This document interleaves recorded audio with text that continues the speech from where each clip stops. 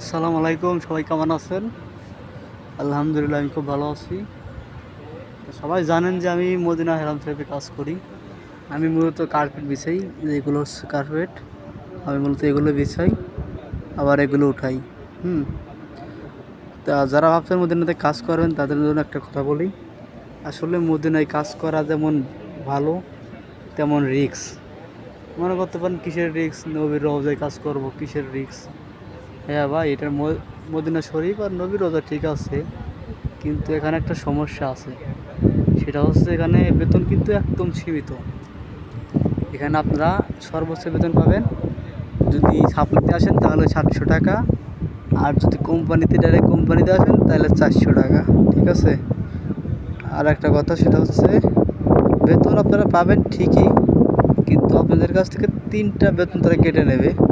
প্রথমত 3টা বেতন তারা হাতে রাখবে, 3 বেতন পর আপনাদের বেতন দেবে। ঠিক আছে।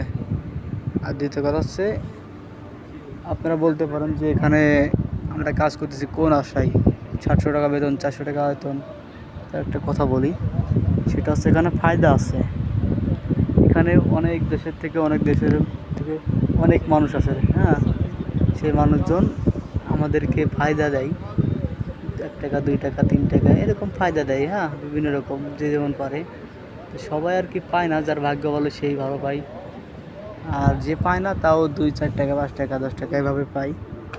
তো মূলত এই ফায়দার জন্যই তারা আর কি কাজগুলো করে। তারা বলে যে আমাদের দরকার নেই, বেতন দরকার নেই, আমাদের ফায়দা দিলেই চলবে। ফায়দা পেলে আলহামদুলিল্লাহ। কেউ কেউ মাসে 1.5 লাখ, 2 লাখ, কেউ 50,000, কেউ 20,000 টাকায় বাড়াতে পারে না। ঠিক আছে। এখন আর একটা কথা হচ্ছে, সেটা হচ্ছে যে ফায়দা। ভাই আজ 3 দিন হলো একটা নিয়ম করছে, সেটা হলো যদি কেউ ফায়দা নেয়, যদি পুলিশ, মতি বা সিআইডি এগুলো দেখতে পারে, সঙ্গে সঙ্গে তার মনে করেন 1 বছরের জেল আর 50,000 রিয়াল জরিমানা, যা বাংলাদেশে 18,000, মানে 18 লক্ষ টাকা।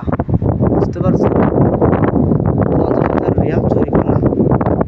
সেই জন্য ভাই, যে আসবেন ভাবছেন আসবেন, এখানে সিআইডি আপনার ছদ্মবেশে ঘুরে বেড়ায়, বাঙালি পোশাক পরে